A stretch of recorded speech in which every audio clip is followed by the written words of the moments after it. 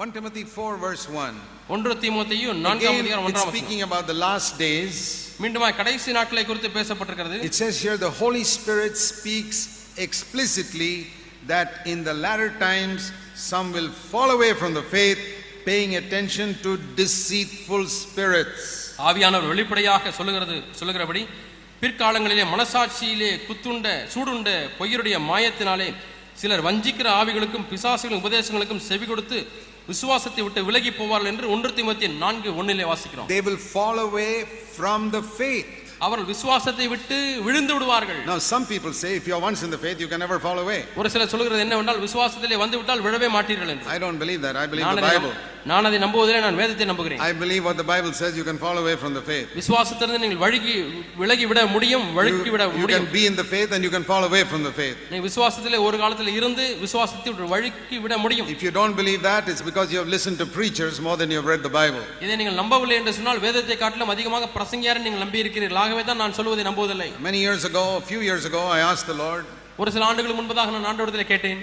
I said, Lord, what shall we do with so many Christians nowadays who listen to television Christian preachers more than read the Bible? ஆண்டவரே, இன்றைக்கு வேதத்தை அதிகமாக வாசிப்பதை காட்டிலும் அதிகமாக டிவியிலே வரக்கூடிய பிரசங்கியாருடைய பிரசங்கத்தை கேட்டுக்கொண்டிருக்கிறார்களே ஆண்டவரே, இவர்களை குறித்து என்ன என்று ஆண்டவரிடத்திலே கேட்டேன். And they are getting their doctrines by hours of watching Christian television rather than by hours of reading the Bible. மணிக்கணக்காக வேதத்தை வாசிப்பதிலிருந்து ஒரு உபதேசத்தை பெறுவதை காட்டிலும் அதிக மணிக்கணக்காக டிவி பிரசங்கியாருடைய பிரசங்கத்தை கேட்டு தங்கள் உபதேசங்களை பெற்றுக் கொள்கிறார்களே ஆண்டவரே. Here's the word I got from the Lord for myself anyway. எனக்கென்று தேவன் எனக்கு கொடுத்த வார்த்தையை உங்களுக்கு சொல்கிறேன். If they've got a Bible, அவர்களுக்கு வேதம் இருக்கிறது, and they don't read it, அதை அவர் வாசிக்கவில்லை என்றால் they deserve to be deceived. அவர்கள் வஞ்சிக்கப்படுவதற்கு தகுதியானவர்கள்.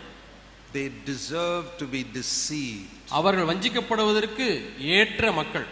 Because they value the word of some man on television than the Holy Spirit's word in the Bible which they've got in their own houses.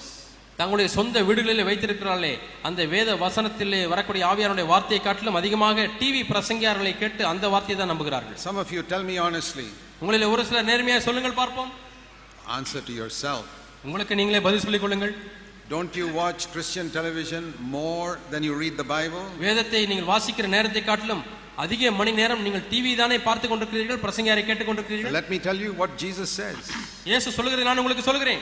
You will be deceived and you deserve to be deceived. நீங்கள் வஞ்சிக்கப்படுவீர்கள், வஞ்சிக்கப்படுவதற்கு தகுதியான மக்கள். Because you honor the word of man more than the word of God. தேவனுடைய வார்த்தையை காட்டிலும் மனிதனுடைய வார்த்தையை நீங்கள் அதிகமாக கனப்படுத்துகிறீர்கள்.